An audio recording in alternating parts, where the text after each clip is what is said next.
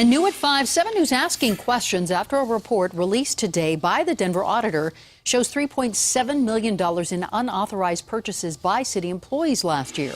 7 News reporter Lindsey Sablan is live. And Lindsey, you're breaking down that report.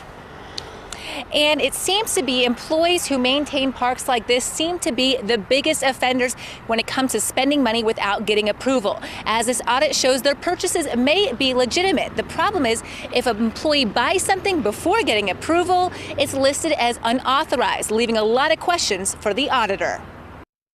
Cash being spent without being tracked. Denver's city auditor took a sampling of spending during 2012. He found an estimated $3.7 million was spent without getting approval. They did not go through proper procedures and controls, and so if you don't go through procedures and controls, you do have the risk of fraud. A spokesperson for the auditor tells 7 News they don't have a reason to believe there's fraud, but they also don't know. It's very concerning. It's a significant number. The biggest offenders last year were the Parks and Rec Department and the Police Department with 31. $3.7 million, if that's an accurate number, is almost 10%, or it's about 6% of Parks' $48 million annual budget for 2013.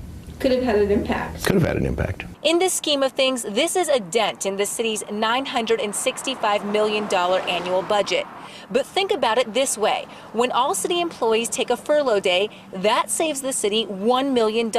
So if this money was spent erroneously, it's a problem. The purchasing department oversees spending for all city agencies. It's already responded to the auditor's recommendation. Its responses in red say they agree to change policies within 90 days to better document what is spent and will work with each agency to make sure managers are not allowing employees to spend without approval. I tried to speak directly to the purchasing department about those changes they agreed to make, but was declined an interview. A spokesperson for the mayor's office says they are reviewing the audit.